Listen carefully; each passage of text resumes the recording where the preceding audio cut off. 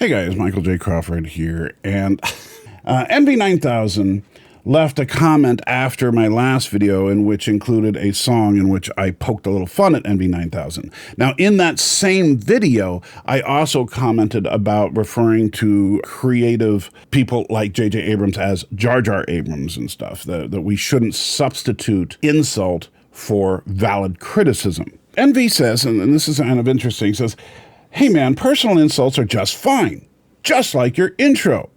We need tougher skin, not less insults.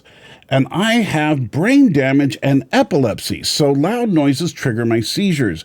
But you need kids to engage your content, so you edit like it's a TikTok video. I understand I'm not going to watch something that will trigger my seizures, and I'm tired of loud noises for no reason just to be in and cool like TikTok kids.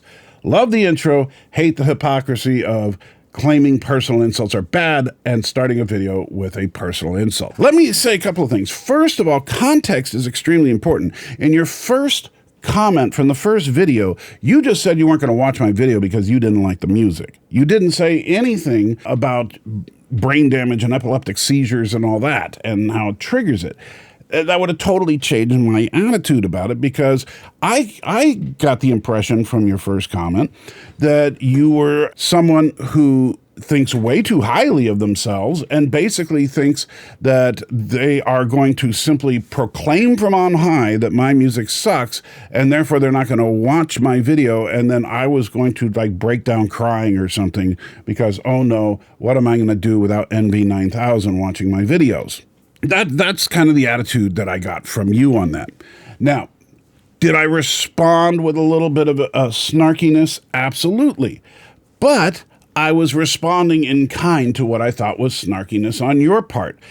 Now, the reason I did it, though, I also, by the way, did it in what I felt was, at least I thought, was lighthearted enough to where anybody, including yourself, would see the humor in it. And apparently I was right, because in the same comment section, you also said, "Thank you so much, love it, and hope it will stay as your intro."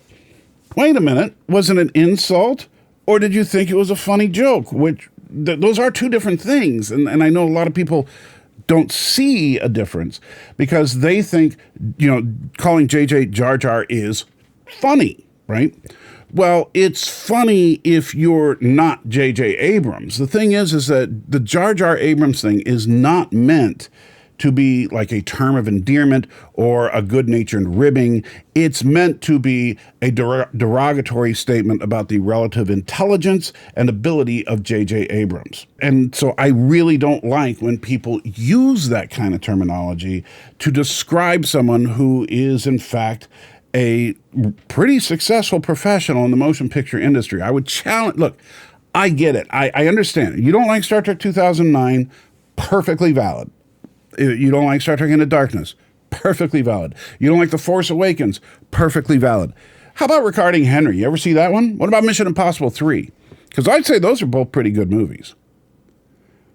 And Star Trek 2009 and Star Trek Into Darkness, honestly, if you took the Star Trek name off of them, they're decent sci-fi action flicks. Honestly, I don't think The Force Awakens was that bad.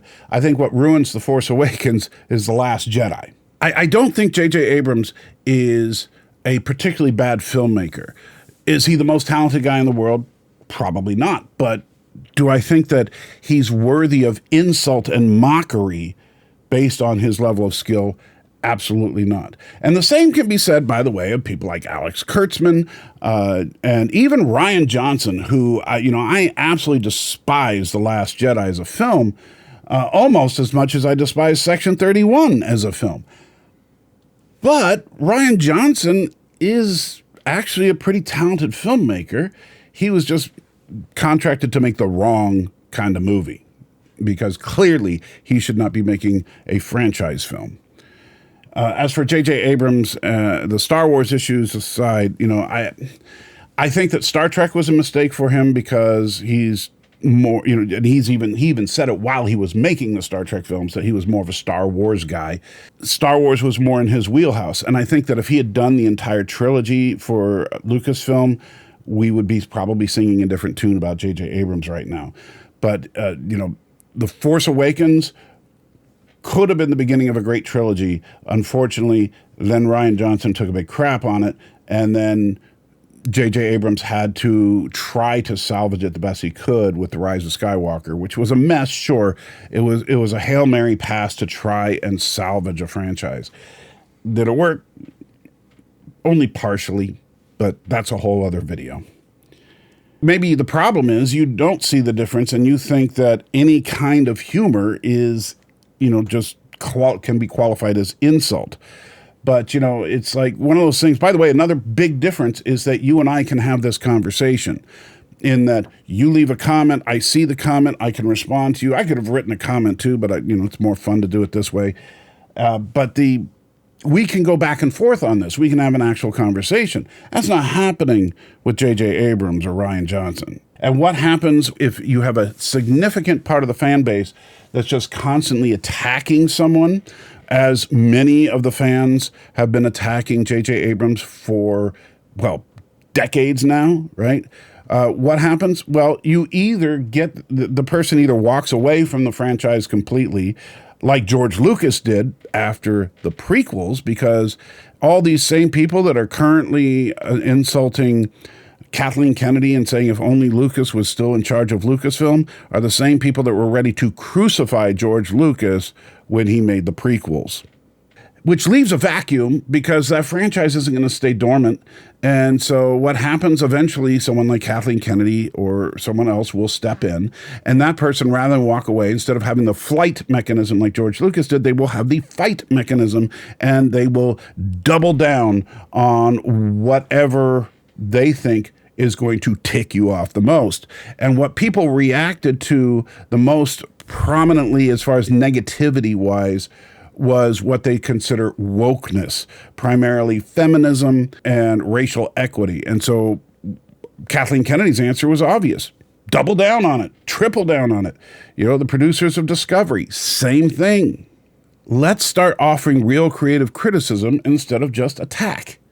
Because I certainly don't want Star Trek to end, and I would like them to take our criticisms to heart as opposed to just dismiss us as a bunch of raving lunatics who just hate women and minorities, which I don't think most Star Trek fans are. Have you ever watched Star Trek? I mean, come on. It doesn't make any sense that people that are genuine fans of Star Trek would be the kind of people that the producers of Star Trek think we are because of the conduct of some of those in our community, particularly some that have a very large platform, which is unfortunate. At least I can say this. You genuinely enjoyed the music, and I'm sure that I'm not going to get any more negative feedback about my music.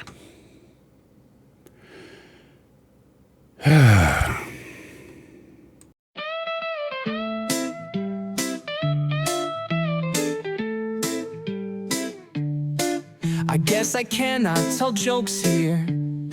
Someone might think I am trying to drag them through the muck, but after watching Section 31, I can tell you honestly, I don't give a flying fuck. Last time, a member of an extinct race in a room from a different movie introduced Alok to Georgiou.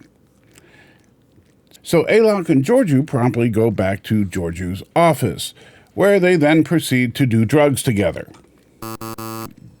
Because, space cocaine makes it edgy, I guess.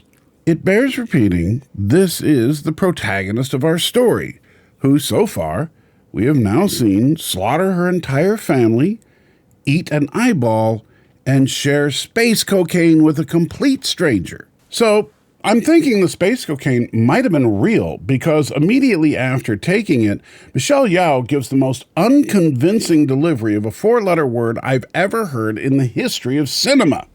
Now, let's cut the shit.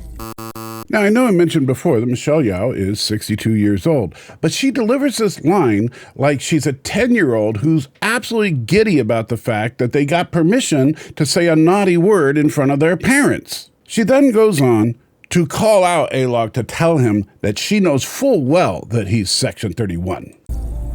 What is Section 31 doing in my space station? Well, you may be wondering, how is it that Georgiou got a space station? In fact, what has she been up to since she came back through the Guardian of Forever?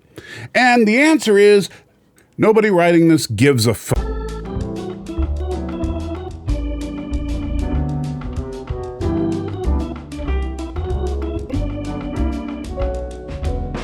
And then proceeds to demonstrate that she knows his entire team and gives us a quick rundown on who they all are.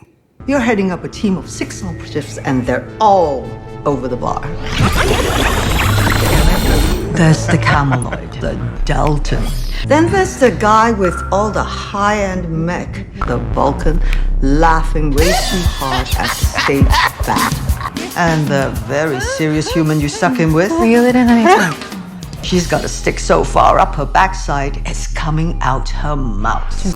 Yeah, all this dialogue is pretty cringeworthy. However, I gotta give special props to whatever it is she said about Zeph. Then there's the guy with all the high-end mech.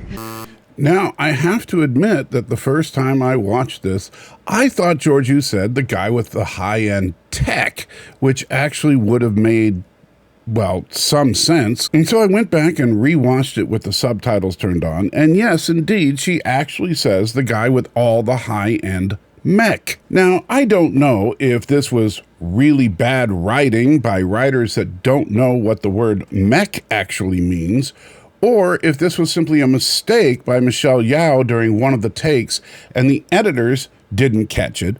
But in either case, it shows a, well, extreme example of incompetence when it comes to handling science fiction. Anyway, after Georgiou calls out exactly who everybody is, well, Alok, of course, is going to keep playing his cards close to his chest and not give her any unnecessary information. That would be Lieutenant Garrett.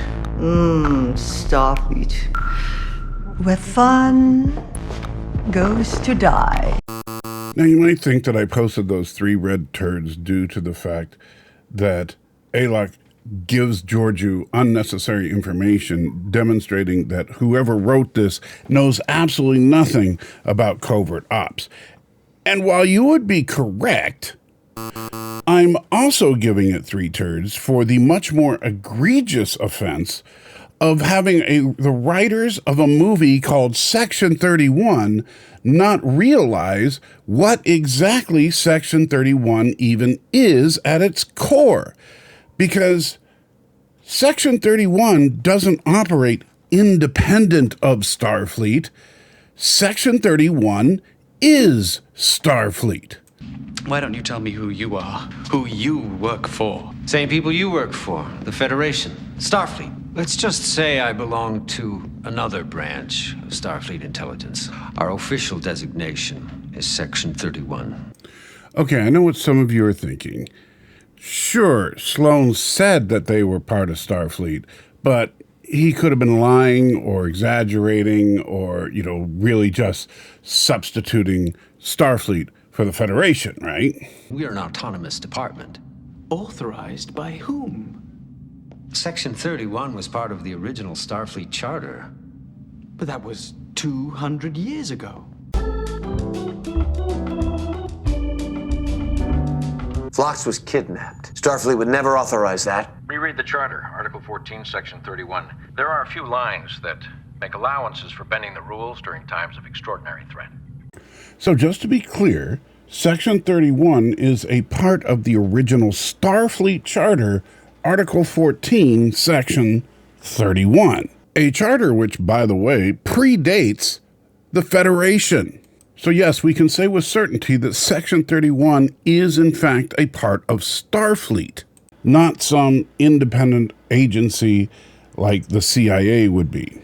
In fact, it's almost like if the CIA was a part of the United States Navy. Anyway, Georgiou and Alok have a conversation that can best be summed up as Boring. It really boils down to Alok asks her to join them, and she says, "Why would I want to do that?"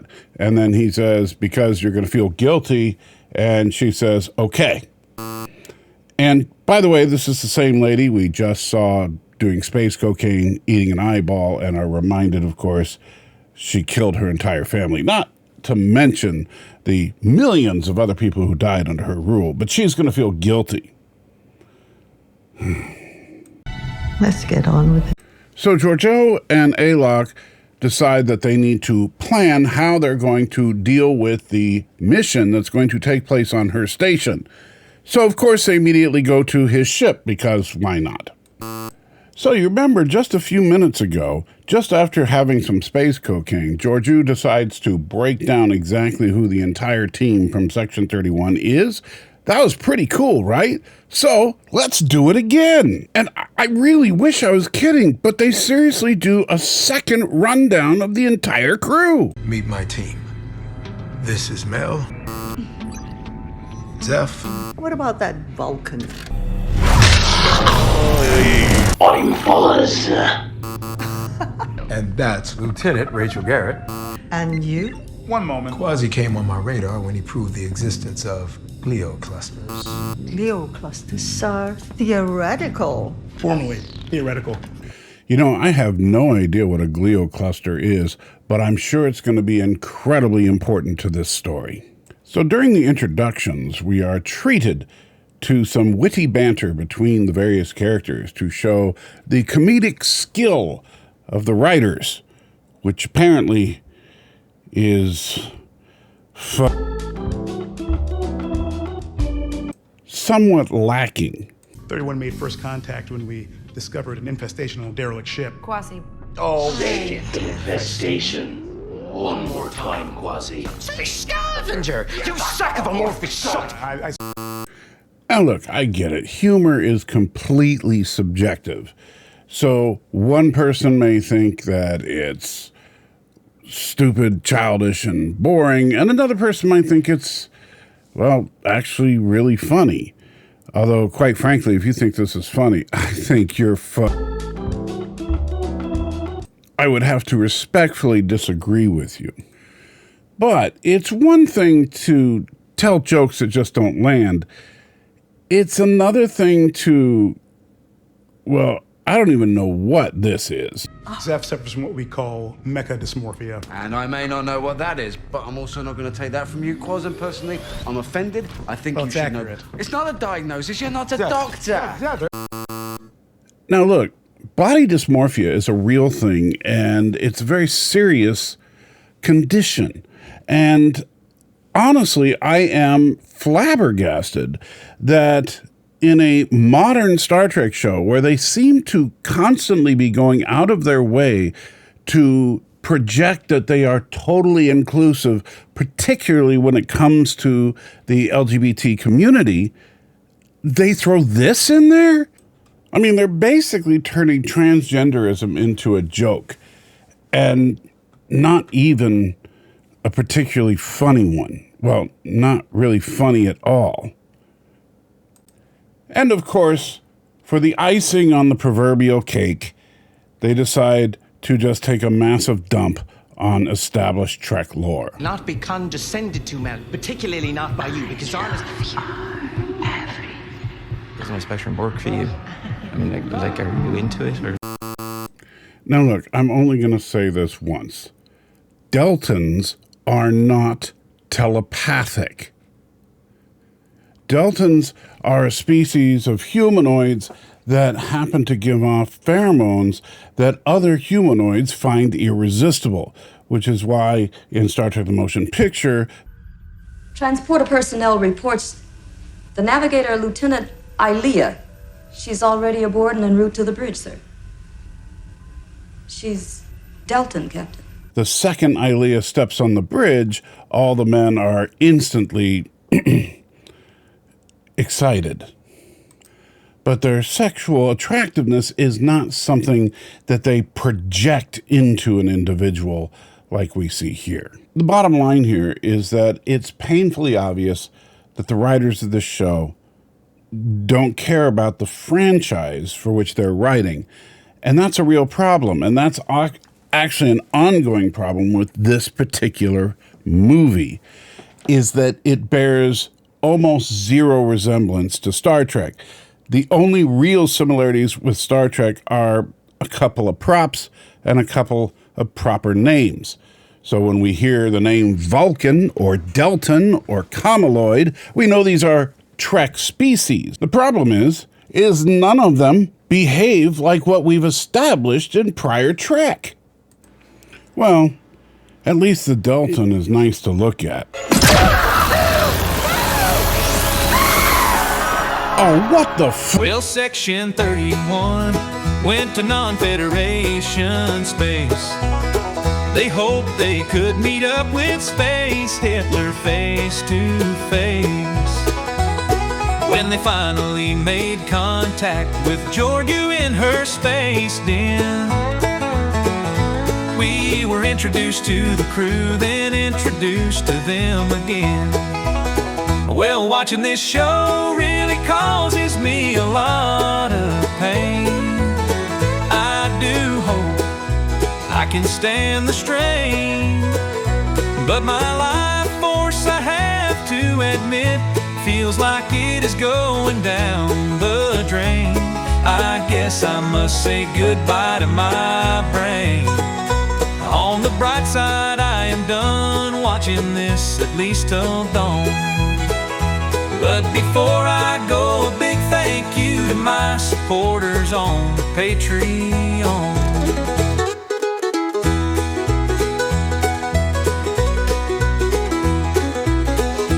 Jason Rogers, Rhonda Drew, Sean Taclone, Twinkle Teaches, Lethan Cressman, Lee Crystal, Laura Finney, Thomas Hoff, 47 Yorktown, Roll Hess, Jihad Daisuke, Firetail, T Stoney, Indie Tiger, Captain Fandom Nerd,